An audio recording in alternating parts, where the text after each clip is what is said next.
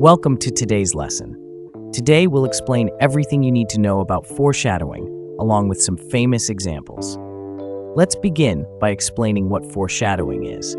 Have you ever been reading a book or watching a movie and you get a sense that something is going to happen later on? That's called foreshadowing. Foreshadowing is when the author gives hints or clues about events that will happen later in the story. It helps build suspense and gets you wondering what will happen next. For example, if the author tells you that a magic lamp is forbidden to touch, you can imagine that one of the characters will end up touching this magic lamp later on in the story. Alternatively, if there is a scene focusing on a character leaving their bag behind at the train station, this suggests that there is something valuable in the bag that might be the source of conflict in the story. Foreshadowing can be direct or indirect. Direct foreshadowing is when the reader knows that something is about to happen and they can look forward to it.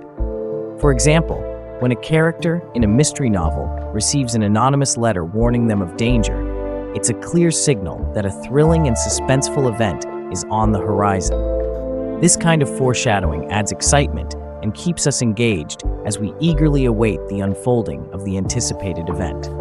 Indirect foreshadowing is when the reader doesn't notice the significance of an event until it has happened. And when it happens, the reader is then able to connect the dots at the end.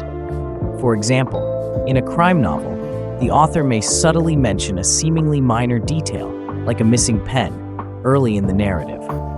As the plot progresses, it's only at the story's climax that the reader connects the dots, realizing the missing pen was a crucial clue to solving the mystery. Indirect foreshadowing adds depth and complexity to the narrative, making the aha moments at the end even more satisfying. There are 5 types of foreshadowing used in stories. This includes concrete, prominent, evocative, abstract, and fallacy. We will now explain each one with examples. The first one is concrete foreshadowing, also known as Chekhov's gun. This is a clear and straightforward hint directly placed in the story. For example, when a character says, "I'll be back before the sun sets," you know something's going to happen as the sun sets. It's a simple clue which is written in the story. For example, in Harry Potter and the Philosopher's Stone, when Hagrid takes Harry shopping for his school supplies in Diagon Alley, he stops to pick up a mysterious package at Gringotts Wizarding Bank. Hagrid says it's Hogwarts business. This clearly foreshadows that the package will be important later in the story. Sure enough, towards the climax, it's revealed the package contained the Philosopher's Stone that Voldemort is trying to steal. Hagrid's direct statement, hinting at the secret package and ties to Hogwarts, concretely sets up its significance as a powerful stone that Voldemort desires. Next, we have prominent foreshadowing, also known as prophecy foreshadowing. Here, the author tells the reader explicitly what will happen in the future, often in the form of a fortune or a prophecy. This fortune may feel unclear or mysterious at first, but as the story unfolds, it will eventually come true, making everything clear at the end of the story.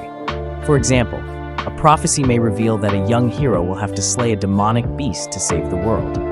The hero does not know what this means right now, but by the end of the story, all will become clear.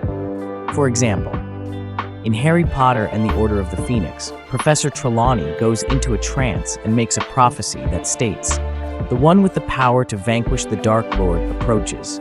Born to those who have thrice defied him, born as the 7th month dies. The Dark Lord will mark him as his equal, but he will have power the Dark Lord knows not." This prophecy foretells that a child with the power to defeat Voldemort is coming. The chosen one will be born at the end of July, to parents who escaped Voldemort 3 times. Although the full meaning isn't clear at first, it foreshadows Harry Potter's importance, as he was born on July 31st to parents who defied Voldemort 3 times before dying. When Voldemort gives Harry the lightning bolt scar, marking him as an equal, the prophecy proves true. This prominent foreshadowing hints at Harry's fate to destroy or be destroyed by Voldemort, fulfilling the prediction by the story's end. Then we have evocative foreshadowing, which is a fancy word for using flashbacks or flash forwards in a story. Authors use flashbacks or flash forwards to provide information to the reader about an event that does not currently fit into the storyline. But by the end of the story, everything will come together. For example, a character might have a flashback of their early childhood when they were in school being bullied. Then, towards the end of the story, it is revealed that this character was the culprit all along. For example, in Harry Potter and the Chamber of Secrets, there is a flashback scene showing a young Tom Riddle during his days at Hogwarts. In the memory, Tom confronts Hagrid about a monster he has hidden in the castle that later killed a student. This flashback foreshadows several key events. It hints at Hagrid's expulsion from Hogwarts, suggests Tom Riddle has malevolent intentions, even as a student, and implies a deadly monster is loose in the castle once again. Later in the book, it's revealed that Tom Riddle actually framed Hagrid back then and was the one controlling the basilisk monster to petrify students. The flashback memory hinted at Riddle's deception and the Chamber of Secrets' origins years before the current events. When Harry witnesses these scenes through the diary, it foreshadows a critical backstory about Riddle becoming Voldemort and already unleashing the basilisk as a student. The flashback provides a sinister glimpse of his early dark deeds. Now, let's talk about abstract foreshadowing, also known as symbolic foreshadowing. This one's like a puzzle piece that doesn't fit until later in the story. Here you might get a vague clue, such as a change in weather, setting, or mood. This then might lead to something big happening. For example, the weather in the story might become dark and gloomy, suggesting something bad is about to happen to the main character. In the first Harry Potter book, Harry is amazed to discover he is a wizard and will be attending Hogwarts School of Witchcraft and Wizardry. When he goes to Diagon Alley to buy his school supplies, J.K. Rowling describes it as a charming, vibrant place bustling with magic. However, when Harry visits the same street in the later books, it has become gloomy and shabby, with wanted posters and boarded-up windows. This symbolic change in setting foreshadows that the wizarding world is becoming darker and more dangerous under Voldemort's growing threat. The once cheerful, lively Diagon Alley representing the wonder of magic transforms into a gloomy, depressed place, reflecting troubled times ahead. This abstract shift in atmosphere hints that bad things are coming without spelling it out directly.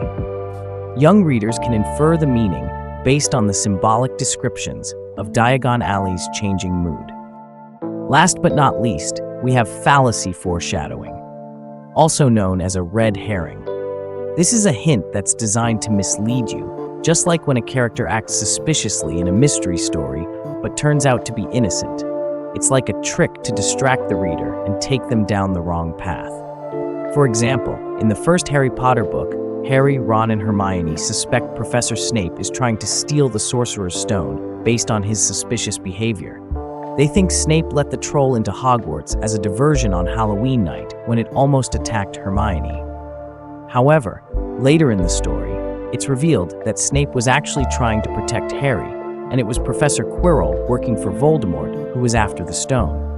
Rowling used misleading clues like Snape's odd actions to foreshadow him as the villain when it was secretly Quirrell all along. This created a red herring that suggested Snape was the bad guy, diverting attention from the real threat. When the truth comes out, it provides a satisfying plot twist for young readers who fell for the false foreshadowing about Snape. So why use foreshadowing? Foreshadowing is a powerful tool for storytelling for several reasons.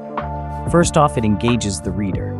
It gets them speculating about what will happen next, and this builds excitement. Secondly, it builds suspense by hinting at future events. This leaves the reader wondering when and how they'll play out. Thirdly, it makes the story feel more connected and organized. When foreshadowed events happen, it feels natural rather than a random scene in the story. And finally, it helps build plot twists. Foreshadowing one thing can make twist endings more surprising for the reader. Now let's look at some tips on how to use foreshadowing. First of all, make it subtle. Don't make the foreshadowing too obvious or spell things out. Drop small hints that tease at future events without giving everything away up front. Keep readers wondering. Secondly, use foreshadowing early. Place foreshadowing toward the beginning of the story so it sets up anticipation right away, and readers have time to speculate. Next, foreshadow key events. Don't waste foreshadowing on minor plot points. Use it to hint at major events, reveals, or twists that drive the main conflict. Also, consider plot twists. You can have fun with foreshadowing by hinting at one outcome and then delivering something unexpected. The plot twist adds surprise towards the end of the story. Finally, make it reinforcing. The foreshadowed events should logically connect back to the hints dropped earlier. Readers will feel satisfied when the pieces click into place. That's all for today. Next time you're reading or watching something, pay close attention to any foreshadowing the author includes. It can help you make predictions about what might happen next. Foreshadowing is a clever tool that authors use to build anticipation and interest in their stories.